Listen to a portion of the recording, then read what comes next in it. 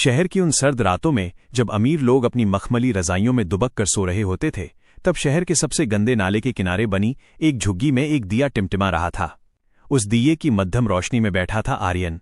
उसके सामने रखी थी कुछ फटी पुरानी किताबें जिनके पन्ने पीले पड़ चुके थे और उन पर जगह जगह चाय के दाग थे। ये किताबें उसने किसी लाइब्रेरी से नहीं खरीदी थीं, बल्कि शहर के कूड़ेदानों से इकट्ठा की थीं। आर्यन का जीवन 2 हिस्सों में बटा था। दिन भर शहर की गंदगी के बीच से प्लास्टिक और लोहा चुनना ताकि मां के इलाज के लिए 2 वक्त की रोटी और दवाई आ सके, और रात भर उन किताबों के पन्नों में छिपे विज्ञान को अपने जहन में उतारना। उसके हाथ हमेशा काले रहते थे, नाखूनों में गंदगी फंसी होती थी, लेकिन उसका दिमाग आइंस्टीन और सुश्रुत की बातों को ऐसे पकड़ता था जैसे कोई अनुभवी वैज्ञानिक हो। लोग उसे रास्ते में देखते तो अपना रास्ता बदल लेते। कोई उसे एक कूड़े वाले कहकर बुलाता तो कोई उसे हिकारत भरी नजरों से देखता, पर आर्यन को फर्क नहीं पड़ता था। वो जानता था कि अपमान की ये राख ही एक दिन उसके भीतर की आग को और भड़काएगी। उसकी मां सुमित्रा अक्सर खांसते हुए कहती थी कि बेटा तू ये सब क्यों करता है, अपनी किस्मत में तो बस यही लिखा है। लेकिन आर्यन उनकी सूखी हथेलियों को चूमकर कहता, मां, किस्मत हाथों की लकीरों में नहीं, माथे के पसीने में होती है। तू बस देख, एक दिन ये दुनिया मुझे मेरे नाम से जानेगी। एक दोपहर की बात है। सूरज अपनी पूरी तपिश के साथ शहर को जला रहा था। आर्यन शहर के सबसे वीआईपी इलाके जहां सिल्वर ओक अस्पताल स्थित था, उसके बाहर रखे बड़े से कचरा पात्र में बोतलें ढूंढ रहा था। तभी अचानक वहां एक भयानक सन्नाटा पसर गया। एक तेज रफ्तार एम्बुलेंस और उसके पीछे 4-5 महंगी काली गाड़ियां चीखती हुई अस्पताल के इमरजेंसी गेट पर रुकीं। अस्पताल के मालिक और देश के जाने माने उद्योगपति मिस्टर रायचंद को स्ट्रेचर पर बाहर निकाला गया। उनका चेहरा पीला पड़ चुका था और उनके सीने में एक अजीब सी हलचल हो रही थी। शहर के सबसे बड़े डॉक्टर खुराना अपनी पूरी टीम के साथ बाहर आए। मिस्टर रायचंद को तुरंत आईसीयू में ले जाया गया। बाहर मीडिया का जमावड़ा लग गया था। आर्यन, जो दूर खड़ा ये सब देख रहा था, उसकी नजर एक पल के लिए मिस्टर रायचंद के चेहरे पर पड़ी। उसने देखा कि उनकी आंखों के नीचे की नसें फूलकर नीली पड़ रही थीं और उनका दाहिना हाथ एक विशेष कोण पर मुड़ा हुआ था। आर्यन का दिमाग तुरंत उन फटी किताबों के पन्नों पर गया जिन्हें उसने पिछली रात पढ़ा था। उसने खुद से बुदबुदाया, ये कार्डियक अरेस्ट नहीं है, ये तो थोरेसिक एओर्टिक डिसेक्शन है। अगर डॉक्टर ने इन्हें गलत इंजेक्शन दिया तो इनका बचना नामुमकिन है। आर्यन के अंदर एक छटपटाहट होने लगी। वो जानता था कि अंदर के डॉक्टर क्या गलती कर सकते हैं। वो भागते हुए अस्पताल के मुख्य द्वार की तरफ बढ़ा, लेकिन वहां खड़े गार्ड ने उसे रोक दिया। कहां घुसा जा रहा है? अपनी शक्ल देखी है? भाग यहां से। आर्यन ने हाथ जोड़कर कहा, भाई साहब, अंदर जो मरीज गए हैं उन्हें गलत इलाज मिल रहा है। मुझे डॉक्टर से एक बार बात करने दो। गार्ड ने एक जोरदार तमाचा आर्यन के चेहरे पर जड़ दिया। आर्यन जमीन पर गिर गया। उसके मुंह से खून निकलने लगा, लेकिन उसकी आंखों में हार नहीं थी। वो उठा और अस्पताल के पीछे वाले रास्ते से पाइप के सहारे ऊपर चढ़ने लगा। अपनी जान जोखिम में डालकर वो तीसरी मंजिल की खिड़की से अंदर घुसा। गलियारे में भागते हुए वो सीधे उस कमरे के बाहर पहुंचा जहां मिस्टर रायचंद का ऑपरेशन चल रहा था। वहां डॉक्टर खुराना चिल्ला रहे थे, इनका बीपी गिर रहा है, तुरंत एपिनेफ्रिन दो। आर्यन ने दरवाजा धक्का देकर खोल दिया और जोर से चिल्लाया, रुक जाइए डॉक्टर, अगर आपने एपिनेफ्रिन दिया तो इनकी नसें फट जाएंगी। उन्हें इस वक्त बीपी बढ़ाने की नहीं बल्कि आर्टरी को रिलैक्स करने की जरूरत है। पूरे कमरे में सन्नाटा छा गया। नर्सें और असिस्टेंट डॉक्टर उसे पागलों की तरह देखने लगे। डॉक्टर खुराना का गुस्सा 7वें आसमान पर था। ये गंदा लड़का यहां कैसे आया? इसे तुरंत बाहर निकालो और पुलिस को बुलाओ। आर्यन ने भागकर मॉनिटर की स्क्रीन की तरफ इशारा किया। देखिए, उनकी हार्ट रेट और पल्स में तालमेल नहीं है। ये हार्ट फेल्योर नहीं, इंटरनल ब्लीडिंग है। अगर आप अभी विश्वास नहीं करेंगे तो अगले 60 सेकंड में ये मर जाएंगे। डॉक्टर खुराना एक पल के लिए ठिठक गए। उन्होंने मॉनिटर को गौर से देखा। जो बात ये लड़का कह रहा था वो बहुत ही सूक्ष्म थी और अक्सर बड़े डॉक्टर भी इसे नजरअंदाज कर देते थे। डॉक्टर खुराना ने अपने असिस्टेंट से कहा, रुको, दवा मत दो, पहले इसका कहा चेक करो। जैसे ही उन्होंने जांच की, उनके पैरों तले जमीन खिसक गईं। वह लड़का सही था। डॉक्टर खुराना ने तुरंत अपनी तकनीक बदली और अगले 20 मिनट तक जो हुआ वो किसी चमत्कार से कम नहीं था। मिस्टर रायचंद की हालत स्थिर हो गई। जब डॉक्टर खुराना बाहर आए तो उन्होंने देखा कि पुलिस आर्यन को पकड़कर ले जा रही थी। डॉक्टर ने चिल्लाकर कहा, छोड़ दो इसे, ये कोई अपराधी नहीं, ये आज का मसीहा है।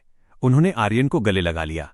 वहां खड़े अमीर लोग और मीडिया वाले हैरान थे कि एक फटेहाल कूड़ा बीनने वाला लड़का कैसे शहर के सबसे बड़े डॉक्टर का सम्मान पा रहा है। जब मिस्टर रायचंद को होश आया और उन्हें पूरी सच्चाई पता चली तो उन्होंने आर्यन को अपने पास बुलाया। उन्होंने आर्यन के गंदे हाथों को अपने हाथों में लिया और कहा, बेटा, तुमने मुझे जिंदगी दी है, मैं तुम्हें क्या दे सकता हूं? आर्यन ने बड़ी मासूमियत से कहा, साहब, मुझे बस एक मौका चाहिए कि मैं अपनी मां का इलाज करा सकूं और अपनी अधूरी किताबों को पूरा कर सकूं। मिस्टर रायचंद ने उसी दिन आर्यन को गोद लेने का फैसला किया और उसके नाम पर एक बड़ा मेडिकल ट्रस्ट बनाया। आर्यन को देश के सबसे बड़े मेडिकल कॉलेज में सीधे दाखिला मिला। आज वही आर्यन डॉक्टर आर्यन रायचंद के नाम से जाना जाता है। वो अब कूड़ा नहीं बीनता, बल्कि उन लोगों की तकदीर बीनता है जिन्हें दुनिया ने छोड़ दिया है। चंद के अस्पताल से निकलने के बाद आर्यन की जिंदगी का एक नया अध्याय शुरू तो हुआ, लेकिन ये रास्ता फूलों की सेज नहीं था। हालांकि अब उसके पास रहने के लिए एक छोटा सा साफ कमरा था और उसकी मां सुमित्रा शहर के सबसे बेहतरीन वार्ड में भर्ती थीं, लेकिन आर्यन के मन में एक अजीब सी छटपटाहट थी। मिस्टर रायचंद ने उसे देश के सबसे प्रतिष्ठित medical college national institute of medical sciences में दाखिला तो दिला दिया था, पर आर्यन के लिए असली चुनौती अब शुरू हुई थी। जब आर्यन पहले दिन कॉलेज पहुंचा तो उसने अपनी वही पुरानी फटी हुई चप्पलें पहन रखी थीं और उसके पास वही पुराना झोला था जिसे उसकी मां ने अपनी फटी हुई साड़ी से सीसा था। कॉलेज के आलीशान गेट पर खड़ी महंगी कारों और स्टाइलिश कपड़ों में घूमते छात्रों के बीच आर्यन किसी दूसरे ग्रह का प्राणी लग रहा था। क्लास में कदम रखते ही फुसफुसाहटें शुरू हो गई थीं। शहर के अमीर घरों के लड़के लड़कियां उसे देखकर मुंह फेर लेते। आर्यन चुपचाप सबसे पीछे वाली बेंच पर जाकर बैठ गया। वो जानता था कि यहां उसकी पहचान उसका हुनर नहीं, बल्कि उसका अतीत है। उसी क्लास में एक लड़की थी जिसका नाम था तान्या। तान्या कॉलेज के ट्रस्टी की बेटी थी और उसकी खूबसूरती के चर्चे पूरे कैंपस में थे। जहां बाकी छात्र आर्यन का मजाक उड़ाते थे, तान्या ने आर्यन की आंखों में एक अजीब सा जुनून देखा था। एक दिन लैब में जब प्रोफेसर एक जटिल न्यूरोलॉजिकल केस समझा रहे थे और पूरी क्लास खामोश थी, तब आर्यन ने खड़े होकर उस केस का ऐसा समाधान बताया जो टेक्स्ट बुक में भी नहीं था। तान्या उसकी बुद्धिमानी की कायल हो गई। धीरे धीरे तान्या और आर्यन के बीच दोस्ती बढ़ी। तान्या उसे लाइब्रेरी में नोट्स देती और आर्यन उसे मुश्किल विषय समझाता। आर्यन को पहली बार लगा कि दुनिया में कोई तो है जो उसे उसके काम से नहीं, उसके दिल से पहचानता है। आर्यन तान्या के प्यार में पूरी तरह डूब गया था। वो अपनी मां के अस्पताल के खर्चे और अपनी पढ़ाई के बीच जो भी वक्त मिलता तान्या के साथ बिताता। उसने तान्या को अपनी जिंदगी के हर काले सच के बारे में बताया था, कैसे उसने कूड़े के ढेरों में अपनी जिंदगी बिताई थी, कैसे उसने भूख में भी पढ़ाई नहीं छोड़ी थी। तान्या ने उस वक्त वादा किया था कि वो हमेशा उसके साथ रहेगी, लेकिन नियति को कुछ और ही मंजूर था। आर्यन की मां की हालत अचानक बिगड़ने लगी। उन्हें एक बहुत ही महंगे बोन मैरो ट्रांसप्लांट की जरूरत थी। आर्यन दिन रात अस्पताल और कॉलेज के बीच भागता रहा। उसे पैसों की सख्त जरूरत थी। एक शाम कॉलेज के सालाना जलसे में तान्या के पिता ने तान्या की सगाई शहर के एक बड़े उद्योगपति के बेटे से तय कर दी।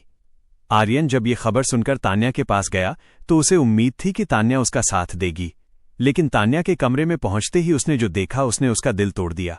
तान्या अपने अमीर दोस्तों के साथ बैठी थी और आर्यन को देखते ही उसके चेहरे पर शर्मिंदगी के भाव आ गए। तान्या ने सबके सामने आर्यन से कहा, आर्यन, हम दोस्त हो सकते हैं, लेकिन हमारा कोई भविष्य नहीं है। मेरी दुनिया और तुम्हारी दुनिया में जमीन आसमान का फर्क है। तुम एक काबिल छात्र हो सकते हो, लेकिन अंत में तुम वही लड़के हो जिसने सड़कों से कूड़ा उठाया है। मैं एक कूड़े वाले के साथ अपनी जिंदगी नहीं बिता सकती। आर्यन के पैरों तले जमीन खिसक गई। वो चुपचाप वहां से निकल आया। उस रात वो बहुत रोया, लेकिन उसने हार नहीं मानी। उसने अपनी मां के इलाज के लिए अस्पताल के बाहर रात भर पार्ट टाइम काम करना शुरू किया। वो दिन में कॉलेज जाता और रात को एम्बुलेंस ड्राइवर का काम करता ताकि मां की सर्जरी के पैसे जुटा सके। कॉलेज में उसकी तौहीन जारी रही। तान्या अब उसे पहचानती भी नहीं थी, लेकिन आर्यन का इरादा फौलाद का हो चुका था। उसने अपनी पूरी ताकत अपनी पढ़ाई में झोंक दी। अंततः वो दिन आया जब आर्यन की मां का ऑपरेशन सफल रहा। डॉक्टर खुराना ने आर्यन का हाथ पकड़कर कहा, बेटा, तुम्हारी मेहनत ने तुम्हारी मां को नया जीवन दिया है। उसी साल कॉलेज के फाइनल रिजल्ट्स आए और आर्यन ने पूरे देश में टॉप किया। उसे गोल्ड मेडल मिलने वाला था। दीक्षांत समारोह के दिन जब आर्यन स्टेज पर गोल्ड मेडल लेने पहुंचा तो पूरी हॉल तालियों से गूंज उठी। तान्या और उसके पिता सामने वाली कतार में बैठे थे। आर्यन ने माइक संभाला और कहा, ये मेडल उस कूड़े के ढेर के नाम है जहां से मैंने लड़ना सीखा। ये मेडल उस गरीबी के नाम है जिसने मुझे कभी झुकने नहीं दिया। और ये मेडल उस धोखे के नाम है जिसने मुझे ये सिखाया कि दुनिया में सबसे बड़ा रिश्ता मां का होता है, बाकी सब मौसम की तरह बदल जाते हैं। तान्या की आंखें शर्म से झुक गई थीं। आर्यन आज सिर्फ एक डॉक्टर नहीं था, वो एक मिसाल बन चुका था। उसने अपनी मां को व्हीलचेयर पर स्टेज पर बुलाया और अपना गोल्ड मेडल उनके गले में डाल दिया। सुमित्रा की आंखों के आंसू आज आर्यन की सबसे बड़ी जीत थे। आर्यन ने साबित कर दिया कि परिंदों को मंजिल मिलेगी। यकीनन ये फैले हुए उनके पर बोलते हैं। अक्सर वो लोग खामोश रहते हैं जमाने में जिनके हुनर बोलते हैं। गोल्ड मेडल जीतने और अपनी मां को नया जीवन देने के बाद आर्यन के पास बड़े बड़े मल्टीनेशनल अस्पतालों के ऑफर थे। करोड़ों का पैकेज, विदेश जाने का मौका और शोहरत उसके कदमों में थी, लेकिन आर्यन का दिल कहीं और ही बसता था। उसने उन सभी आलीशान प्रस्तावों को ठुकरा दिया। उसके दिमाग में आज भी वो रात घूमती थी जब वो एक कूड़े वाले की पहचान की वजह से अस्पताल की सीढ़ियों पर अपमानित हुआ था। उसने तय किया कि वो शहर के उसी सबसे गरीब इलाके के पास एक अस्पताल बनाएगा जहां से उसकी जिंदगी शुरू हुई थी। मिस्टर रायचंद ने उसकी इस सोच को सलाम किया और अपनी जमीन का एक बड़ा हिस्सा आर्यन को दान कर दिया। अगले 2 सालों तक आर्यन ने चैन की नींद नहीं ली।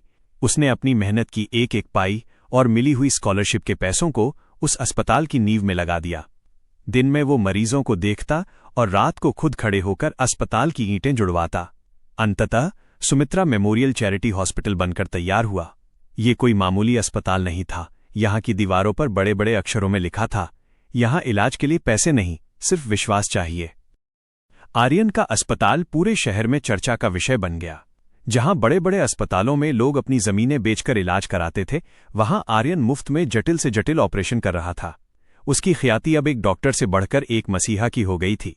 उसी दौरान तान्या की जिंदगी ने एक बुरा मोड़ ले लिया था। जिस अमीर खानदान में उसकी सगाई हुई थी, वो परिवार एक बड़े घोटाले में फंसकर बर्बाद हो गया। जिस लड़के को उसने आर्यन के मुकाबले चुना था, वो नशेड़ी निकला और तान्या को रोज मानसिक प्रताड़ना देने लगा। तान्या के पिता का अहंकार भी टूट चुका था। वे बीमार रहने लगे थे और उनके पास इलाज के लिए उतने पैसे नहीं बचे थे जितने पहले हुआ करते थे। एक शाम जब तान्या के पिता की तबीयत बहुत बिगड़ गई, तो शहर के किसी भी अस्पताल ने बिना एडवांस जमा किए उन्हें भर्ती करने से मना कर दिया। मजबूरन तान्या को अपने पिता को लेकर उसी अस्पताल में जाना पड़ा जिसके बाहर कभी वो आर्यन को देखकर शर्मिंदा होती थी। जब वो अस्पताल पहुंची तो उसने देखा कि डॉक्टर आर्यन रायचंद एक गरीब बच्चे को गोद में उठाए उसे हंसाने की कोशिश कर रहे थे। आर्यन के चेहरे पर वही सादगी थी, लेकिन अब उसमें एक दिव्य चमक जुड़ गई थी। तान्या की हिम्मत नहीं हो रही थी कि वो आर्यन का सामना करे, लेकिन अपने पिता की जान बचाने के लिए वो उसके पैरों में गिर पड़ी। आर्यन ने उसे तुरंत उठाया। उसकी आंखों में नफरत नहीं थी, सिर्फ एक डॉक्टर का कर्तव्य था। उसने कहा, तान्या, इस अस्पताल के दरवाजे सबके लिए खुले हैं। तुम यहां एक मरीज की बेटी हो और मेरा काम जान बचाना है। आर्यन ने खुद तान्या के पिता का सफल ऑपरेशन किया। जब तान्या के पिता खतरे से बाहर आ गए तो तान्या की आंखों से पश्चाताप के आंसू रुक नहीं रहे थे। ऑपरेशन के अगले दिन आर्यन अपने केबिन में बैठा कुछ फाइल्स देख रहा था। तभी तान्या अंदर आई। उसके हाथ कांप रहे थे। उसने धीरे से कहा, आर्यन, क्या मैं तुमसे 7 मिनट मांग सकती हूं? बस 7 मिनट। आर्यन ने अपनी घड़ी देखी और सिर हिलाया। तान्या ने रोते हुए कहना शुरू किया, आर्यन, उस दिन मैंने जो किया वो मेरी जिंदगी की सबसे बड़ी गलती थी। मैंने इंसान की पहचान उसके कपड़ों और उसके पैसों से की थी, जबकि तुमने अपनी पहचान अपने चरित्र और मेहनत से बनाई। मुझे समझ आ गया है कि असली अमीरी बैंक बैलेंस में नहीं बल्कि लोगों की दुआओं में होती है। आर्यन, क्या तुम मुझे एक और मौका दे सकते हो? क्या हम सब कुछ भुलाकर फिर से शुरुआत कर सकते हैं? मैं तुमसे शादी करना चाहती हूं। मैं तुम्हारी परछाई बनकर इस अस्पताल की सेवा करना चाहती हूं। आर्यन कुछ देर चुप रहा। केबिन में खामोशी छा गई। फिर उसने बहुत ही शांत स्वर में कहा, तान्या, उन 7 मिनटों में से 3 मिनट बीत चुके हैं। सुनो, जिस आर्यन से तुम प्यार करती थी वो उसी दिन मर गया था जब तुमने उसे कूड़े वाला कहकर अपनी जिंदगी से बाहर निकाला था। आज जो तुम्हारे सामने खड़ा है वो सिर्फ एक डॉक्टर है जिसका निकाह अपने पेशे और अपने मरीजों की सेवा से हो चुका है। उसने आगे कहा, तान्या, प्यार में भरोसा और सम्मान ऑक्सीजन की तरह होते हैं। तुमने उस दिन मेरा सम्मान ही नहीं छीना था बल्कि मेरा भरोसा भी तोड़ दिया था। आज मेरे पास तुम्हें देने के लिए नफरत भी नहीं है, क्योंकि नफरत के लिए भी दिल में जगह चाहिए। मैं तुम्हें माफ कर चुका हूं, लेकिन मैं तुम्हें स्वीकार नहीं कर सकता। मेरी मां अब ठीक है, मेरा अस्पताल चल रहा है और मुझे अब अपनी जिंदगी में किसी ऐसे इंसान की जरूरत नहीं है जो सिर्फ रोशनी में साथ दे और अंधेरा होते ही हाथ छोड़ दे। तान्या का सिर झुक गया। उसके पास कहने के लिए कुछ नहीं बचा था। आर्यन ने अपनी घड़ी की तरफ इशारा करते हुए कहा, तुम्हारे 7 मिनट पूरे हुए। बाहर बहुत से मरीज इंतजार कर रहे हैं, मुझे जाना होगा। तान्या केबिन से बाहर निकल गई और आर्यन एक बार फिर अपने स्टेथोस्कोप को गले में डालकर वार्ड की तरफ बढ़ गया। उसने दिखा दिया कि सफलता का असली स्वाद बदला लेने में नहीं बल्कि खुद को इतना ऊंचा उठाने में है कि गिराने वाले खुद अपनी नजरों में गिर जाएं।